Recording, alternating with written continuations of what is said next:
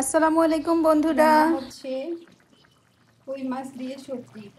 কই মাছ দেশি কই চাষের না বিলের।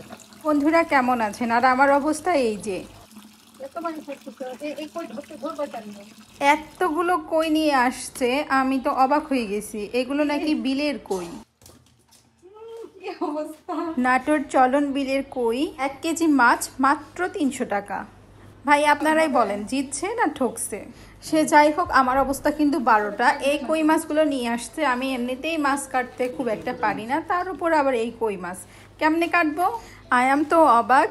এইরকমভাবে যদি আমাকে খাটিয়ে নেওয়া হয় তাহলে আমি অল্পতেই শেষ হয়ে যাব, আর আমাকে খুঁজে পাওয়া যাবে না। বালতিতে ঢালতেই কইগুলো লাফালাফি করে চলে যাচ্ছে। পানি দেওয়া হয়ে গেছে বেশি, বুঝতে পারে নাই, আবার একটা ঢাকনা দিয়ে এটা ঢাকছে। কই মাছের জান বলে কথা। ধাঁধাতে অনেকেই ধরে, কাটতে দেখে, ধুইতে দেখে, রান্না করতে দেখে, শুধু খাইতে দেখে না। সেটা কি বলেন তো? এই যে সেই কই মাছ। ভাগ্য ভালো যে কইগুলো আমার কাটতে হয় নাই, আবার সেই বাজারে গিয়ে কইগুলো কেটে নিয়ে আসছে। আমি কই মাছের আইটেমগুলো রান্না করেছি।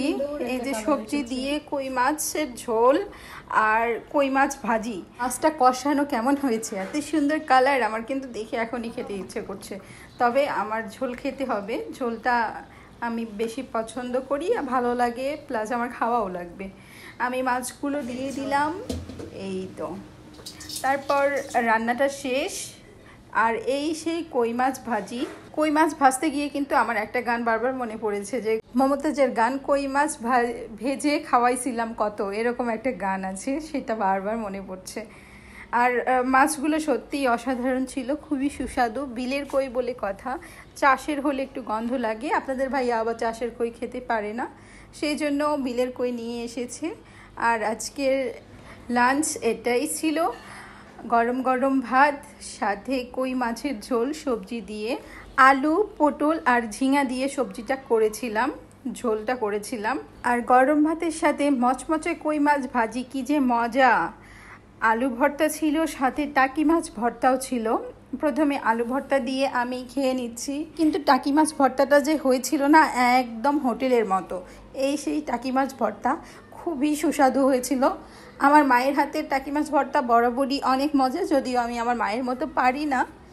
তবে আজকেও ভালো লাগলো, অনেক মজা হয়েছিল। আর কই মাছের ঝোলটা এত বেশি টেস্ট হয়েছিল যে আমি কখন খেয়ে নিয়েছি, ভাত খেতে খেতে ক্লিপ নেওয়ার কথা আমার মনেই ছিল না। ভাত খাওয়া যখন শেষ তখন মনে হলো, আহা, আমি তো ভিডিও করলাম না, সেজন্য খুবই দুঃখিত। তো বন্ধুরা, আজকের মতো এই পর্যন্তই। সবাই অনেক অনেক ভালো থাকবেন। এখন খেয়ে নিয়ে ক্ষুধা লেগেছে। বাই বাই, আসসালামু আলাইকুম।